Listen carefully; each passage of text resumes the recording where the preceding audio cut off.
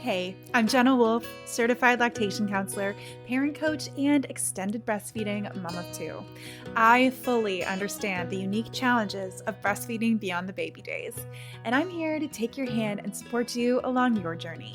So toss that hair in a messy bun, grab a basket of laundry to fold, and let's get started. This is Start to Stop Toddler Breastfeeding. Let's talk about boundaries. Okay, so boundaries with breastfeeding. We can feel like we need them. It can come up all the time, right? You might feel very confident with the idea of boundaries and say, that's a topic you're super familiar with. You got this, but maybe you're still struggling a little bit with how this translates into breastfeeding. Or it might be something that you're like, I have heard of it, but I cannot wrap my head around it. I don't really understand boundaries. It seems super elusive. Or maybe boundaries is like completely new to you and you're like, Jenna, I think I've heard this word like once before in my life. Tell me more. What do you mean? I will say I have been in every one of those situations and every part in between. And I understand boundaries was not something that I was introduced to until I was in my 20s. I didn't really understand the concepts. Nobody had ever talked to me about boundaries, and it wasn't particularly healthy for me. But, it is what it is. And I've done a lot of work since. And now I feel really comfortable setting boundaries and talking about boundaries. But when we're talking about boundaries with breastfeeding, a lot of questions come up, right? Do you need to set boundaries with your breastfeeding toddler? Is something wrong or bad if you don't? When should you start setting these boundaries, right? Is it worth it to set boundaries if you don't always stick to them? What boundaries should you set? And ultimately, after you've asked all of those questions, how? How do you set the boundaries? So today I'm going to be talking about a few different things. I'm going to be talking, I will be getting to the definition of boundaries, which I do present a definition that I think is quite different from what we often think about boundaries, at least like in popular culture, the way we think about boundaries. So I was going to start with the definition of boundaries first, but I think I'm actually going to start with this question, which is, do you need to create structure or set boundaries? These two things are often conflated in the breastfeeding space, like toddler breastfeeding space, and in the parenting space, structure or boundaries. We often think that boundaries are about telling somebody what they should or should not do, right? Which is really kind of these rules that we're creating. But I'm going to give you a new definition of boundaries, which I will get into in a moment. But I'll just say that for these purposes, we can have this creating structure, which is rules, rhythm, and routine in your breastfeeding journey day to day, or setting boundaries, which is moment by moment taking care of your own needs. So we have creating structure, which is like instilling this predictability in your breastfeeding relationship. Then we have setting boundaries, which is like moment by moment taking care of your own needs. So structures, they can create this predictability, and particularly when they're part of a bigger picture, right? When you've taken the time to zoom out and do a lot of work, structure can be a really great way of routinely meeting those needs. So it's kind of taking the pressure off you to be setting boundaries all the time, because you've created this structure where the boundaries are just kind of naturally being set and the needs are naturally being taken care of. So generally speaking, creating structure is about pushing breastfeeding into only very specific times of day or in certain situations. A lot of times people think that this is where they need to start with boundaries, right? So boundaries are, I'm going to tell my child when they can and cannot feed. So we're going to get into why it's not. But you absolutely can set those rules, which I have in my breastfeeding relationship. And it can be a really, really supportive thing. It can take kind of the pressure off of you from having to navigate the moment by moment situations.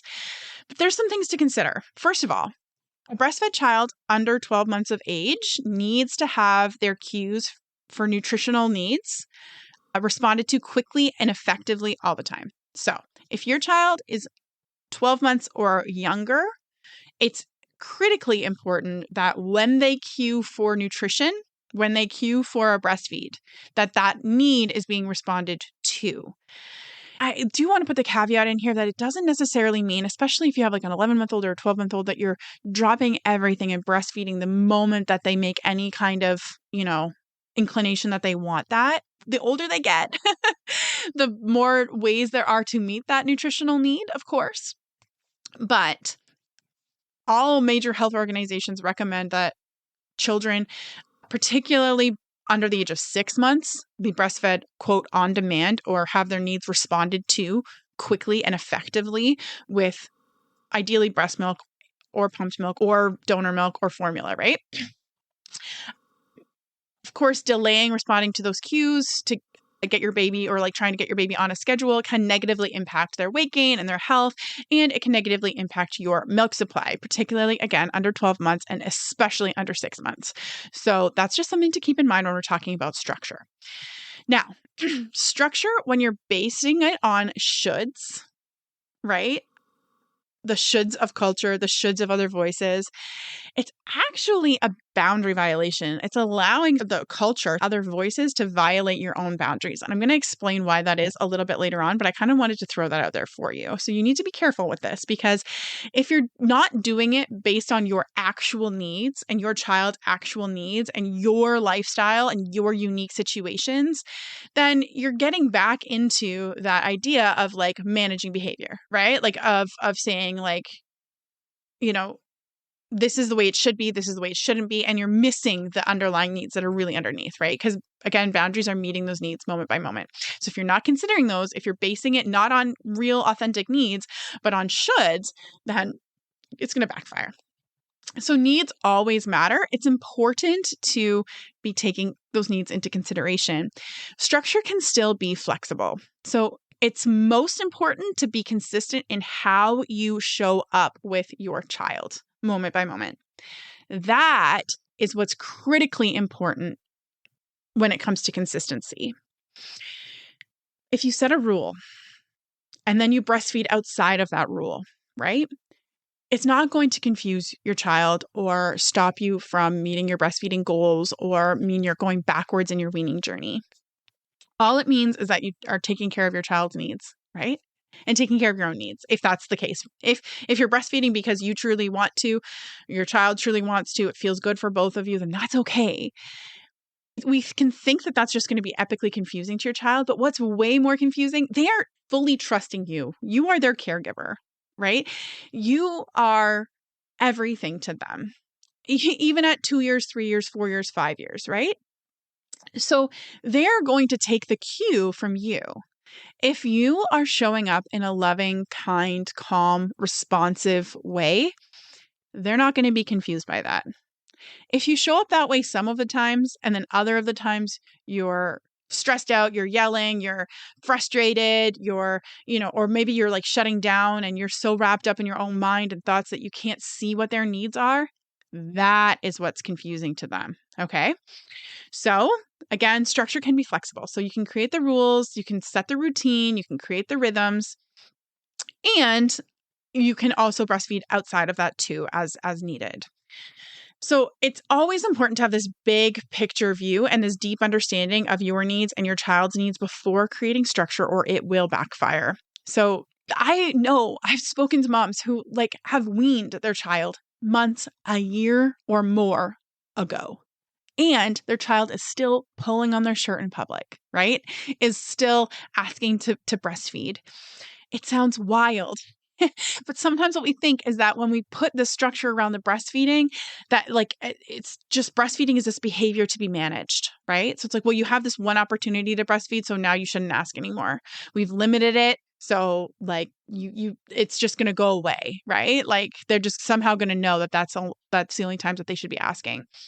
But the reality is that breastfeeding is not a behavior to be managed, even into toddlerhood, even into childhood, right? Like it's an effective way and often your child's best bet at getting their needs met. So when you limit that, and it's also an effective way for you to parent, for you to, you can go back in other podcast episodes, I talk about this, nervous system regulation, nutritional support, immunological support, all these things that breastfeeding can offer your child as a parenting tool. So when you put limits and restrictions on that tool and on that way of getting your child getting their needs met, without adding additional supports, it can cause the needs to go unmet. And my friend Maisie Rattan, who did I think it's episode 4, the night weaning episode, like nighttime sleep episode, she talks about this showing up as like, we know from a more scientific word would be miscuing. They have these needs, but they're coming out in other ways, right? But Maisie Rattan calls it playing whack-a-mole, right? So it's like you've put this limit on this one thing and it's kind of fixed this one thing, but now all these other things are popping up because there's this unmet need that's going underneath.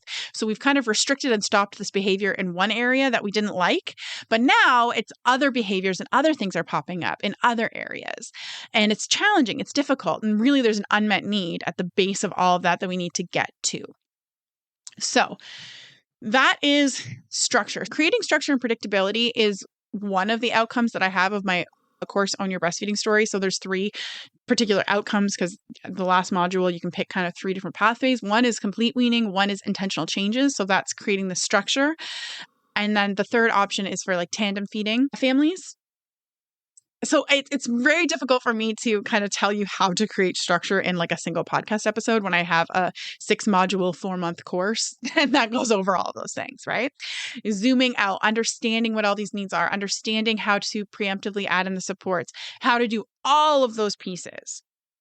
So if you would like to learn more about that, you can get my free workshop, which is the Essential Roadmap to Toddler Wean, Extended Breastfeed, and Tandem Feed without being a human fidget toy or pushing your child away.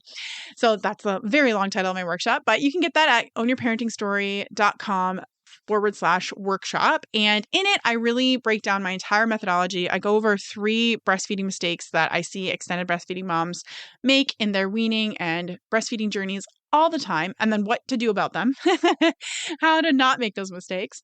I also go over I really break down my entire methodology, and I also talk a bit more about my program there. So you are welcome to go and grab that if you haven't already.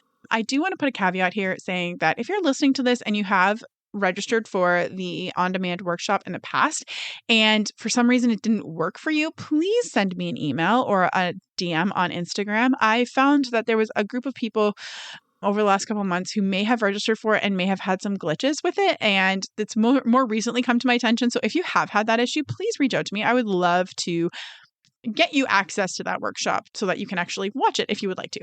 Anyways, back to the regular podcast, regular programming here. So that is creating structure, right?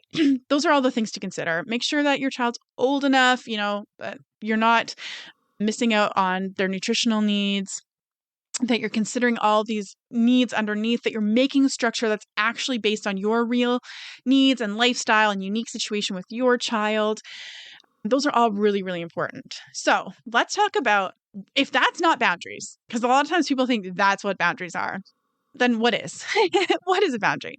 So a boundary is, at its essence, a line that marks the limits of an area. So boundaries are like the borders of the country. This is where Canada is, and this is where the United States is, right? This is the limits of an island, right? Like you have an island that's sitting in water, like there's a boundary of this is where the land ends and the ocean begins, right? There's a physical line. You could take a Ziploc bag and fill it with water and zip it up, and you would know that the water is being held. There's a limit to where the water can go, right? The bag is the physical boundary. So there's a place where we end as a human being, physically and emotionally, and someone else begins. So physically, there's our physical body, right? Skin. I'm touching my own skin here. So what exists inside of my body is mine. It's where I live. No one else, right? And then, of course, I don't exist inside of my child's body either. They have their own body. That's theirs. Their own sensations in that body. And of course, then there's also the mental thoughts that we have. No one else can be inside of your mind. Your mind is your responsibility. It's where you exist. No one else exists in there, right? And your child has that too. And of course, our brains and our bodies, so our minds and our physical bodies are deeply, deeply connected. And the physical sensations that we have inside of our body affect our mind, and our mind affects our physical sensations.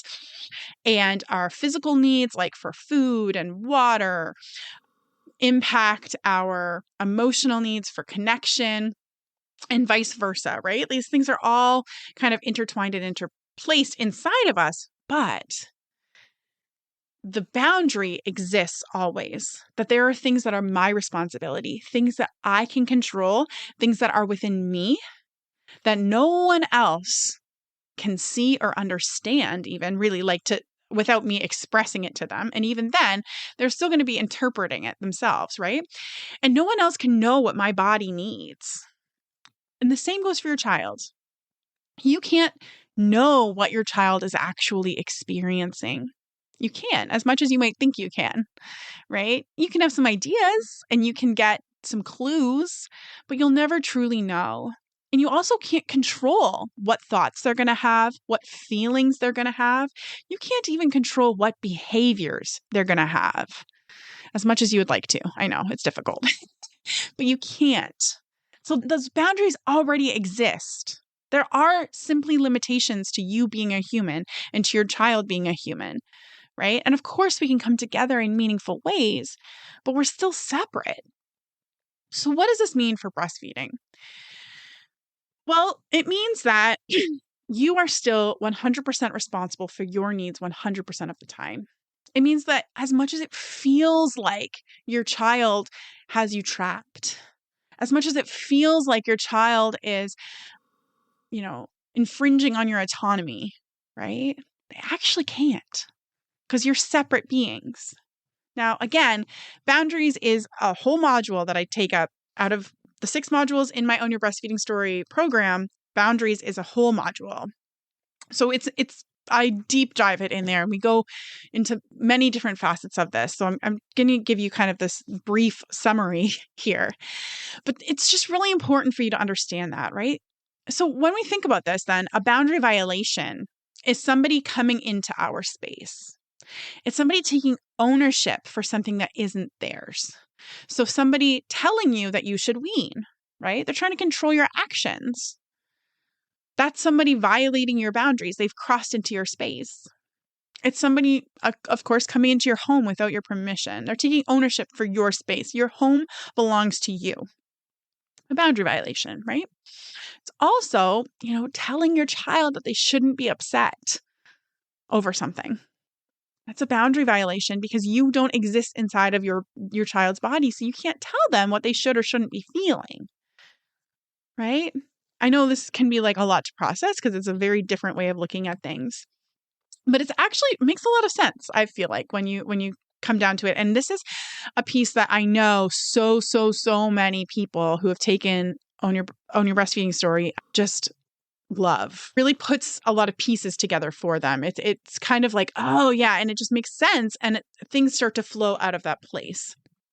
So that's the definition of a boundary.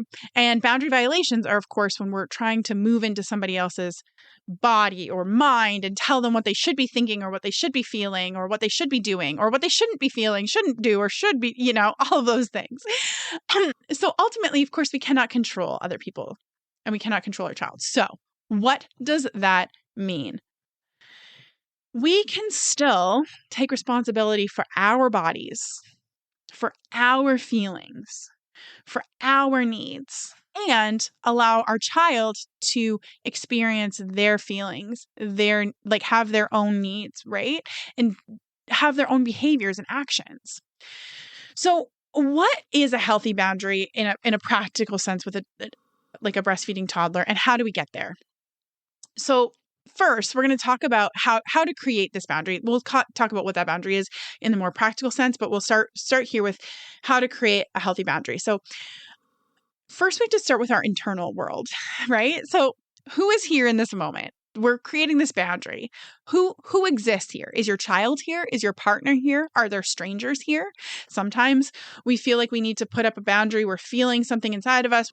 We have that sense inside of us that, oof, this isn't okay. We need to set this boundary. So who is here? Once you identify who is here, what is yours and what is theirs, right?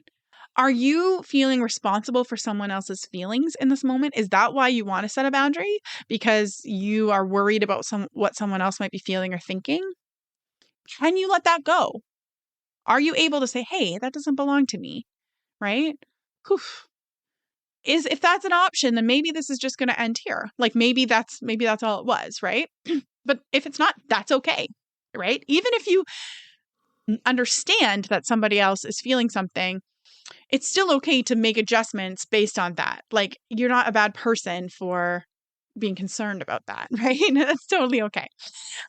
So once you've identified kind of who is here and what is yours and what is theirs, then ask yourself what needs you have and what needs your child has. So who is here? How are we separate, right? What's mine? What's theirs? What can I control? What can I not control? Then you're going to see what needs do I have. Are there physical or emotional needs? Maybe you need some food. Maybe you need rest or reassurance or movement or compassion or connection or whatever needs you kind of have. You can also check in with your child, like noticing your child. What needs might they have? Are they hungry? Are they tired? Are they lonely? Are they thirsty? Have they had movement and connection today? What's happening, right? And then you can figure out, well, first you can, from that space of needs, you can see if maybe you just need to have that need met for yourself. And maybe that's going to take this pressure off of this kind of yucky internal experience, because that's really what's happening, right? When we feel like we need to set a boundary, it's from this, like we have this sensations that happen inside of our body. We're feeling uncomfortable, right? We feel like, ugh. And that is our body giving us cues that our needs are unmet, that there's something happening, something that we need to take action about. So this could be, a physical need. Maybe it's not really that big of a deal to you on any other time, but right now you're really hungry and this is very difficult. So can you just get some food? Will that help? If not, that's okay. We can move on to the next step, right? But taking care of that need first might be what you need to do. Then you can ask yourself, what are you willing to give and what are you not willing to give? Or what are you willing to offer and what are you not willing to offer?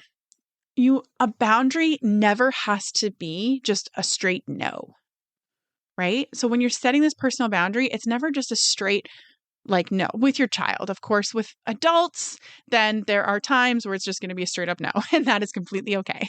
But with your child, it's never just a no. There's always a yes there somewhere. So if your child is asking to breastfeed at a park, let's just use that as an example, right? So you're going to start with that internal. Your child is asking to breastfeed at a park and you're feeling uncomfortable about it. You're noticing something coming up inside of you. So first, who is here, right? What's mine and what's theirs? Where is this coming from? Is this coming from me taking on responsibility for someone else's feelings? No, it's not. I actually just don't want to do this right now. Okay, cool, right? Or maybe it is. And you're like, oh, actually, the strangers at the park, that's not my responsibility for their feelings, right? Maybe I can let this go. And if you can't, that's cool. Ask yourself, what needs do you have? Do I have a physical or an emotional need? Am I feeling uncomfortable with my partner right now? Is there something going on between us that I just need some reassurance with, right? Maybe your partner's at the park with you. Maybe I'm just super duper tired. I'm really tired. And when my child is asking me for milk, it's actually putting a little bit of extra tax on my body and it's becoming too much for me. So I need to do something about this, right? So maybe it's just time to go home, right? Maybe your child needs something, right? What does your child need? If you can meet that, right? Maybe they're tired. Maybe it's time to go home. Maybe they need a snack, whatever it is. And of course, if you feel like your needs are being met and you're comfortable, you can absolutely breastfeed. There's nothing wrong with breastfeeding in this moment. Okay. And then, so talking about this park, what are you willing to offer and what are you not willing to offer? Maybe you're willing to breastfeed for 5 seconds and you're going to do a countdown with your kiddo. Hey, kiddo, we can breastfeed for 5 seconds. Or maybe you're going to say, no, we cannot breastfeed at the park, but we can breastfeed in the car. Let's go to the car and we can go breastfeed there. Maybe that will feel good for you. That will kind of reduce some of the stress that you're having. Maybe it will feel more relaxing for you, whatever that is, right? It's really hard to give specific examples because there's so many variables. When I'm working with clients inside of my program, like we're working on one very specific circumstance. And of course, as you learn it in that circumstance, then you can begin to apply it to other circumstances. But there's just so many variables. I can't say what boundaries you should have or shouldn't have, right? Because these things are coming up from feelings inside of you based on very unique circumstances, as well as your unique makeup, right? Your temperament, your body, your experiences, right? I can't tell you what you should or shouldn't do. That would be a boundary violation. So, yeah, we've talked about this internal experience, right? So, who is here? You're separate from them. What are your needs? And then what are you willing to offer and not willing to offer? So, that's kind of all happening internally. So then we get to this external piece. So that's when you're going to state the limit. That's when you're going to say, hey, we can breastfeed in the car, but we can't breastfeed at the park right now. Mommy's not going to breastfeed right here, right now, but I will breastfeed you in the park or in the car.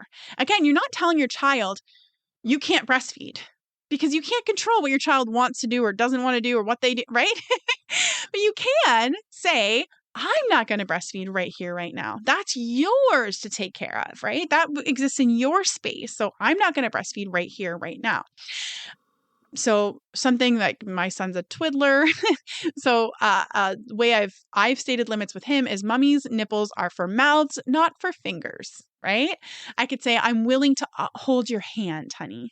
That's what I'm willing to offer for your hand. My boobie is not for your hand right now, but my hand could be for your hand. Now, if you want some support in how to communicate this more clearly, I have my Making Changes guide and cheat sheet, which is all about this particular step. So communicating to your child how to say like no to the feed while still saying yes to the need. So that's the first piece. So you can state that limit. Now they might have a reaction. They might have an emotional response to this. And that's okay. It's not something that you can control, right? You can't control their emotions and it might spark stuff inside of you, but they're not doing that on purpose. They're not creating those feelings inside of you. Those feelings exist within you. So they're yours to take care of. So this is where you can hold space for them to feel the feelings that they are having, right? So you've stated the limit. Now they're feeling some feelings.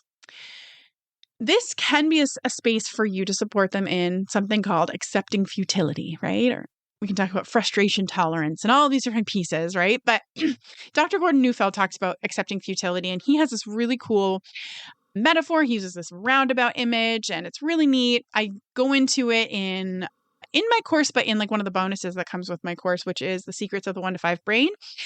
But for the purposes of this podcast, I don't want to take all day.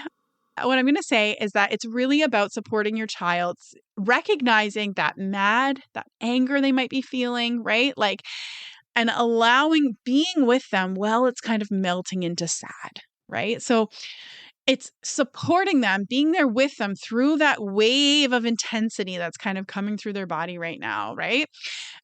And just like a wave, it's going to come and go, right? Just like a storm, it's going to come and it's going to pass. So it's about supporting them while that emotion goes through, while they have that experience inside of their body and while it moves through, and being with them through that, because it's actually scary for them to experience that. And if you're scared by it, or if you're like overwhelmed by it, then that's even more like frightening for them. But if you can know and like hold within yourself, this is going to pass. This is okay. They're having a feeling right now. They're having an experience inside of themselves. I know that these things are temporary, and I can be this kind of loving, kind support through that for them. Just be here as this calm presence. Then they can, of course, move through that a lot easier. And that is, again, a huge piece of what I do inside of Own Your Breastfeeding Story, where I go through how to create that capacity inside yourself and how to create that emotional safety and that sense of calm so that you can be that for your child. So so we had that internal piece, right? Noticing the separation, assessing the needs, and knowing what you're willing to offer and what you're not. Then we have this external piece of stating the limit, then supporting the emotion, and alongside supporting the emotion is meeting the need for your child if they have a need, right? So again, it could be some food, some movement for their body. It could be thirst. They're thirsty, they're tired, right? All those different things. So they have physical needs that need to be met too. And sometimes that can make that emotional state way more intense. So being mindful of those emotional needs as you move through is really, really important. So this was a pretty heavy on the theory but at the same time, quite practical podcast episode. So I really hope that you have enjoyed it. I know that this is all things that I talk about in depth inside of my program, but it's questions I get all the time. I would love for you to shoot me a DM on Instagram if you liked this episode. You can always go and download my communication guide which I said is ownyourparentingstory.com/guide. And then there is the workshop where I go through some of these pieces and some of the reasons why these pieces are difficult, which I didn't really get into in this episode, but I do talk about that in the workshop, the free on-demand workshop. And I also talk more about the course and how you can join it if you would like to. But there's beautiful stuff in there regardless. So you can find that at ownyourparentingstory.com/workshop. All right. I will see you all next week. If you loved this episode, make sure you hit that subscribe button so that you don't miss any episodes in the future. Also, check out my breastfeeding toddler communication guide and cheat sheet to learn how to say no to the feed while still saying yes to the need at www.ownyourparentingstory.com/guide. And that concludes another episode of Start to Stop Toddler Breastfeeding. The theme song is Little Balloon by Jenny and Tyler, and it has been a pleasure to share this time with you. I'll catch you in the next episode.